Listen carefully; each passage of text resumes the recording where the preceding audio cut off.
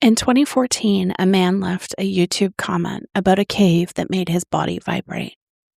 The internet called him a liar. He went back to prove them wrong. He was never seen again. This is that story.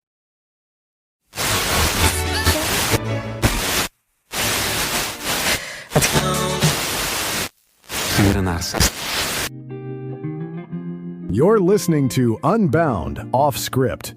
No outlines, no safety nets, just Beth Curry talking about whatever the hell she wants, or whatever the hell you've asked her to uncover. It's unfiltered, it's unpredictable, and it's officially started. Pull up a chair.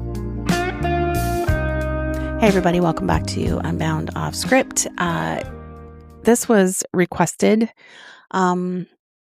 and the person who requested it asked that I not name them. That's fine. Totally respect that. I had forgotten about the story. I remember when it happened, and I had forgotten about it until the requester asked me if I would do an episode about it.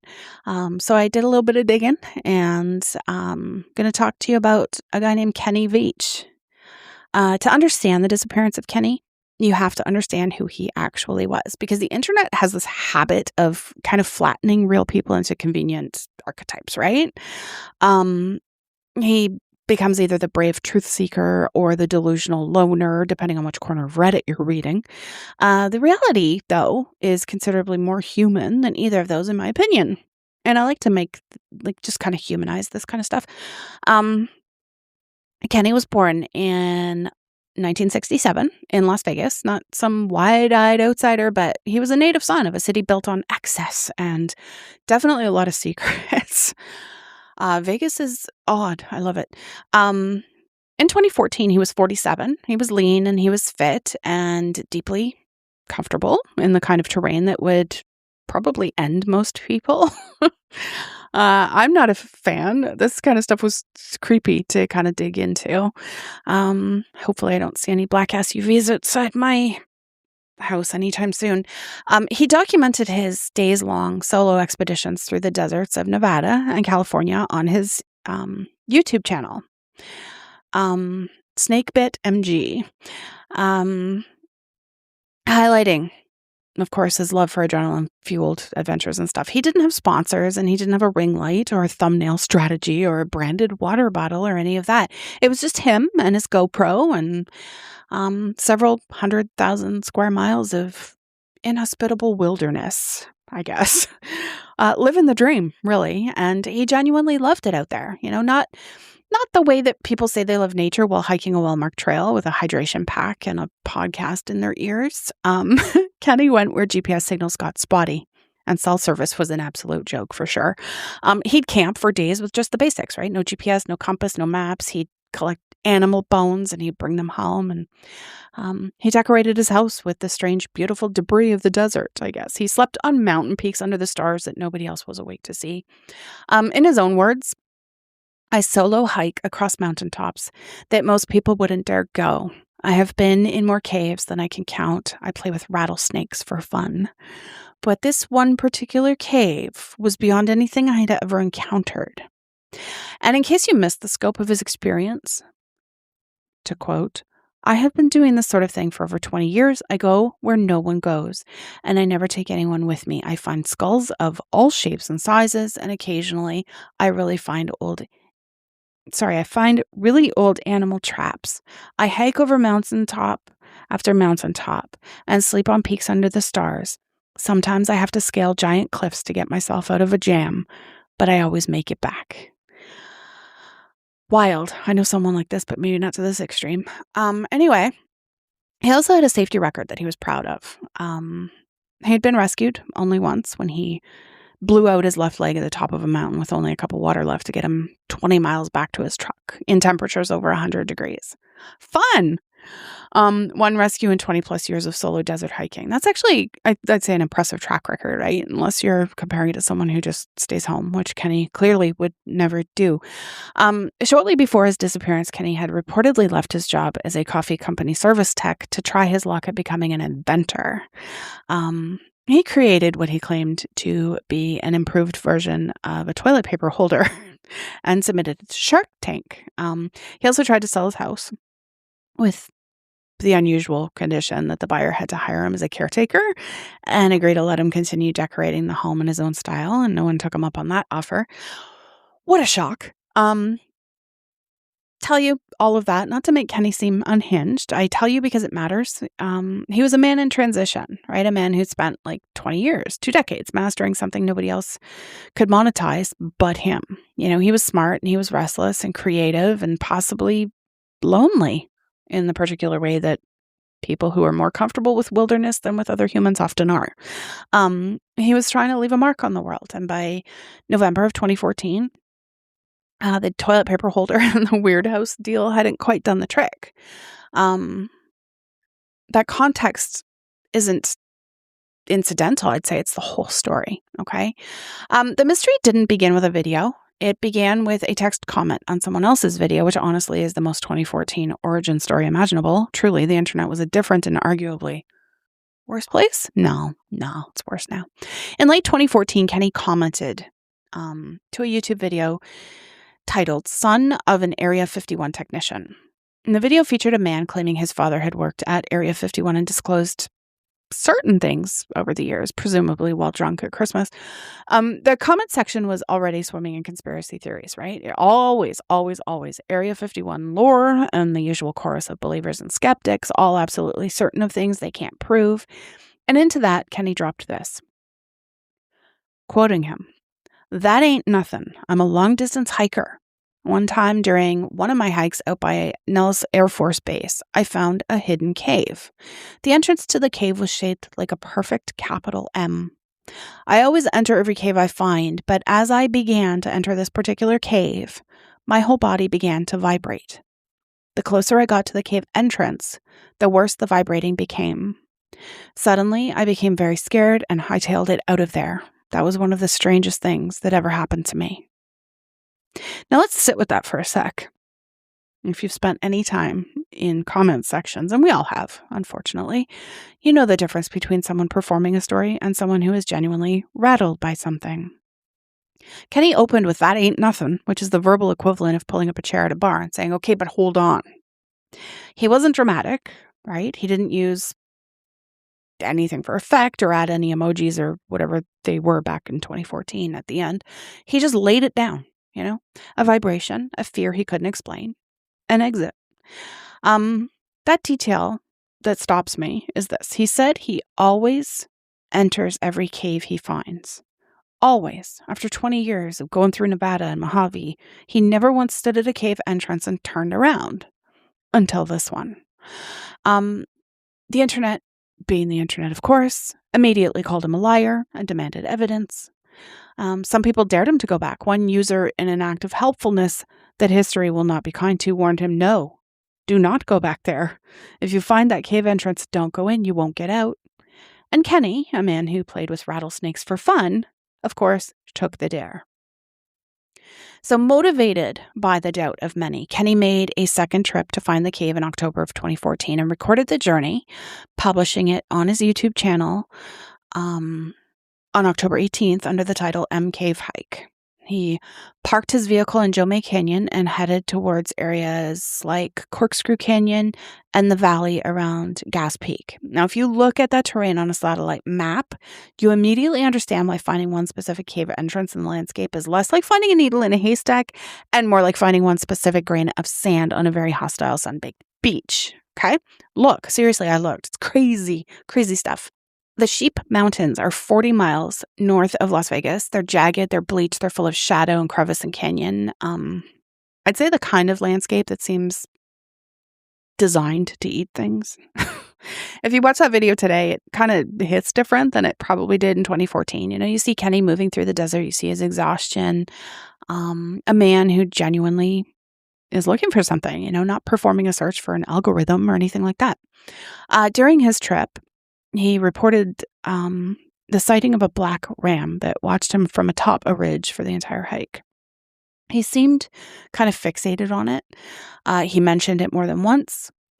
In desert folklore across multiple indigenous traditions, a lone black animal appearing and watching is weighted with meaning. It's an omen, it's a warning.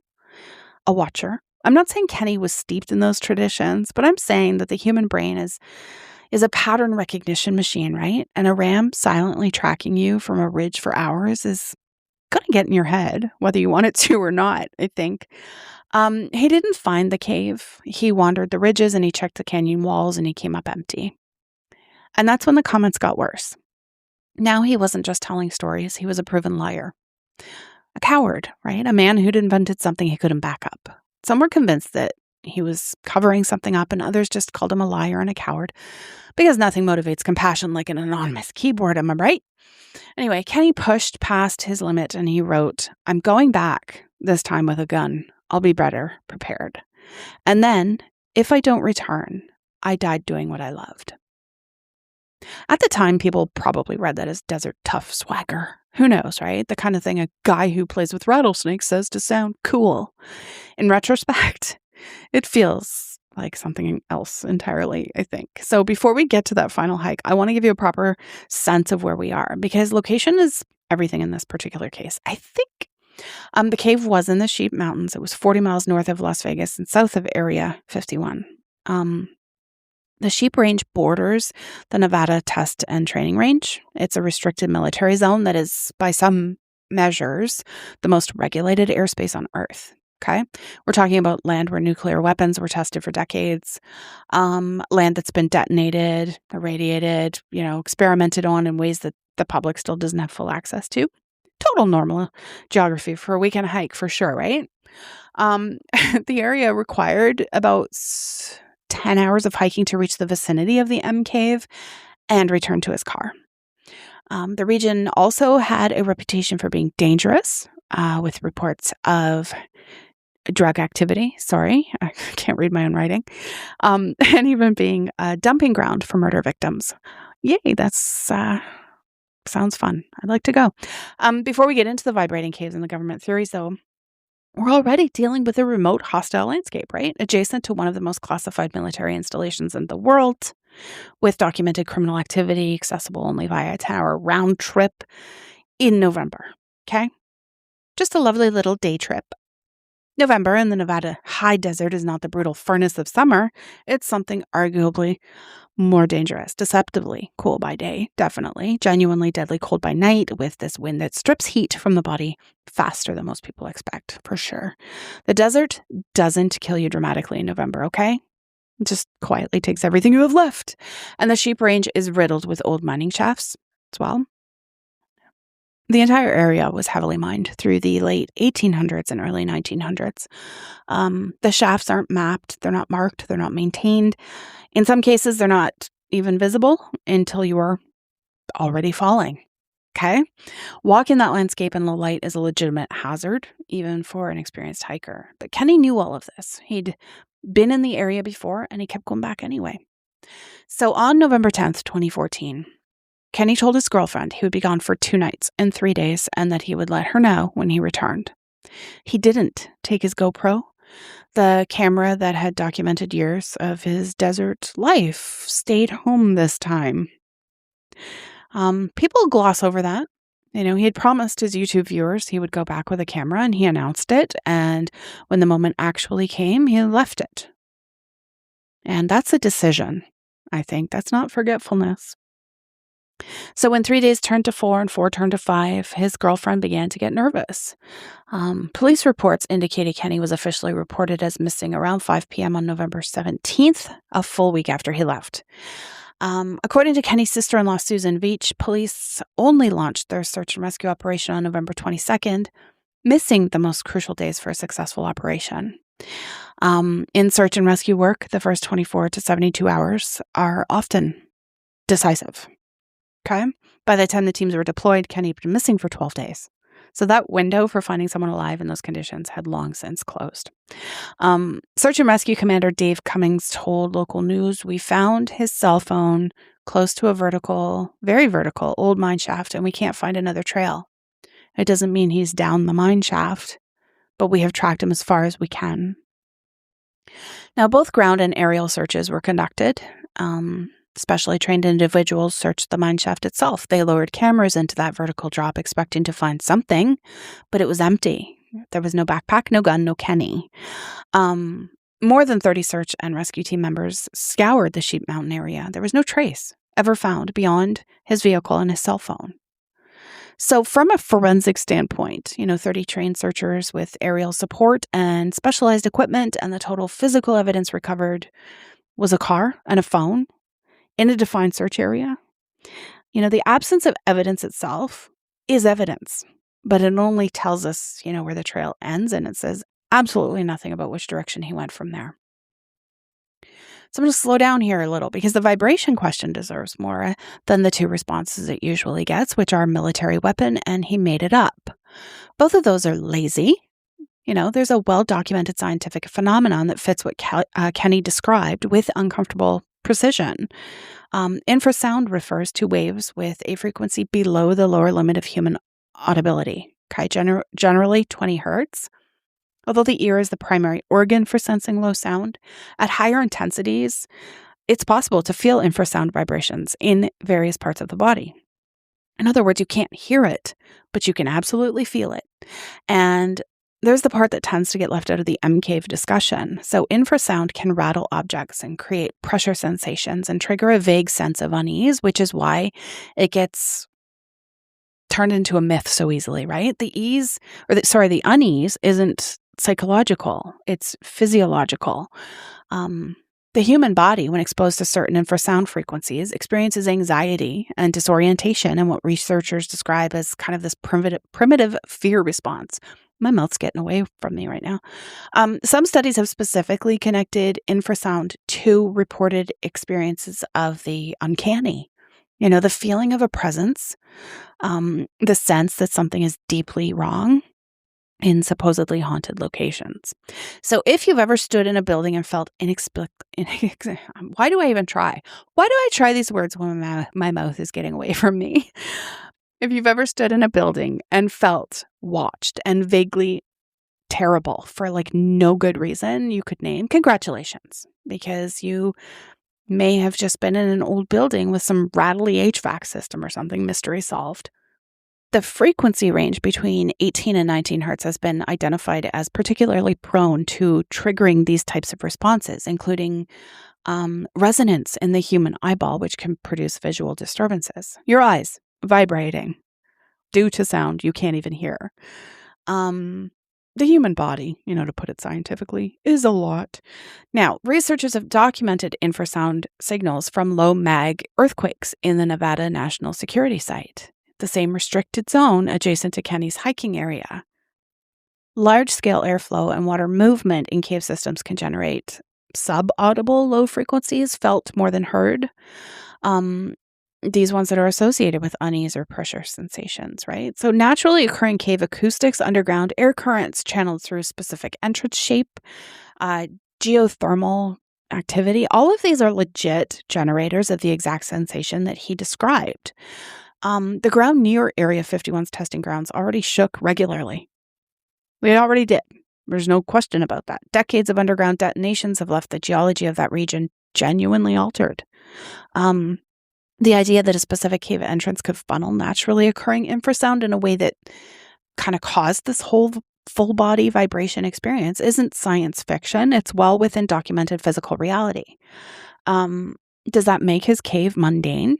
Or does it mean he accidentally found a location where classified tech was operating? The science can't answer that. It can only confirm what he felt was real, regardless of the source. So I want to spend a moment in the genuinely uncomfortable territory of what we don't know about that land and probably never will. The military shadow, please don't come knocking on my door. I'm just reporting stuff that I've researched. That's all. The Nevada Test and Training Range covers approximately 12,000 square miles. Within its borders, military operations have included nuclear weapons testing and drone development and advanced aircraft programs and projects that remain classified to this day. Nellis Air Force Base borders the Sheep Range, as I alluded to. It is one of the most active tactical air training installations in the world. An active denial system, a directed energy weapon that uses millimeter wave frequencies to create an intense, overwhelming heat sensation was publicly confirmed by the Pentagon in 2007. So that is the version they told us about officially with a press release. Okay, cool. The existence of experimental systems that generate infrasound or full body vibration is a non-lethal security deterrent, is absolutely within the range of what we know gets developed in places like this. No secret. In 2016, the State Department began quietly acknowledging what would eventually be named Havana Syndrome. It's a cluster of symptoms experienced by U.S. diplomats and intelligence officers abroad, including internal vibration, auditory sensations, cognitive disruption, and just an overwhelming sense that something was profoundly wrong, right? The leading theory involves directed microwave or sonic energy, precisely the kind of technology that would be tested in a restricted desert range well away from anyone who might ask questions, right? So if Kenny stumbled upon an unmarked perimeter, maybe a soft boundary designed to drive away curious hikers without visible fencing or signage, the experience he described is exactly what that might feel like. Not a laser fence and not a soldier with a gun, just this frequency that hits you in the bones and activates every animal instinct you have. Leave now. The first time he listened. The third time, I guess he didn't. I don't know. After the search was called off, Kenny's girlfriend identified herself on a long comment on YouTube, his YouTube channel. It was thoughtful and it was direct and not really what the conspiracy crowd wanted to hear. She wrote that Kenny had battled depression for many years and would not take medication or see a doctor. That's believable. I'll say that. She said it was her belief that he left his cell phone by the mine shaft so he could not be tracked by its GPS, and he also didn't take his video camera, so he had no intention of filming anything. She revealed that Kenny had expressed thoughts of suicide and had told her that if he ever decided to end his life, no one will ever find me. And in the comment thread on his channel, Kenny himself had also once written, "I used to do a lot of solo hikes in my younger days, but now I'm just kind of hanging around waiting to die." His girlfriend's account is hard to absorb because it doesn't fit the story the internet wants, right? The internet wants a portal or a cover-up or something awesome, amazing. What the girlfriend offered was something just far more ordinary and far more devastating, I think. A man who was struggling, a man whose dreams weren't landing, a man who told the person closest to him exactly what he would do if he decided to go, and who then very deliberately did it. He left his phone, he left his camera. He walked into the most unforgiving terrain he knew. He told her no one would ever find him. He was right. I'm not saying that's what happened. I'm saying that's what she believed, and she knew him. I didn't. The internet didn't. So there's 3 theories. Theory 1, accident. Kenny, this highly experienced desert hiker, died from natural causes, exposure, a fall, dehydration, maybe a wildlife encounter, or an unmarked mine shaft in an area the search didn't cover. The desert has no shortage of ways to finish someone. Extreme temps, right? Venomous snakes, bighorn sheep, predators. This theory requires you to accept that 30 searchers with aerial support simply missed where Kenny died. Given 12,000 square miles of terrain with hundreds of unmapped shafts, that's not implausible. It's uncomfortable, but uncomfortable and impossible are not the same thing. Theory 2, suicide. Kenny walked into the desert intending not to return. He left his phone to kill the GPS trail. He left his camera because there was nothing to document. He wouldn't be uploading anything. He used 20 plus years of knowledge about that landscape to disappear completely.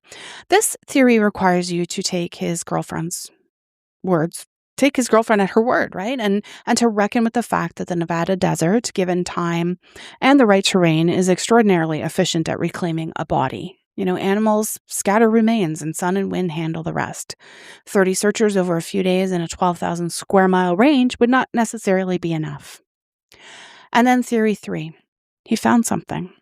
The M cave is real. The vibration was real. On the 3rd trip, he found it again and either went in or got close enough to something classified that the outcome was no longer up to him. This theory requires a coordinated silence from military sources, from search and rescue teams, and from everyone who's walked in that desert in the decade since, right? It's the hardest theory to prove, It's also the hardest to fully dismiss because that land genuinely holds secrets. It always has. And I love a good conspiracy. And I love to ask questions. Here's the thing that none of the three theories can explain away, though. No one has ever found the M cave, not its shape or its entrance, not a single location that matches the terrain Kenny described. Hikers have gone looking with satellite imagery and GPS trails and his video footage as a guide, but nothing. The desert is keeping that particular detail to itself. So, Kenny's channel remains online. It's kind of a digital ghost town where new commenters still leave messages calling him a hero, a liar, or a legend. And what unsettles me most about this case, and I've spent some time with it, is not the mystery of what happens to him out there. People go missing in deserts. It happens. That part is grimly not unusual. What gets me is the chain of events that put him there a third time. A man has a strange experience and he shares it and the internet demands proof and he goes back and the internet calls him a liar. So he goes back again and he doesn't come home. At what point does the anonymous mob in the comments bear any weight for that outcome?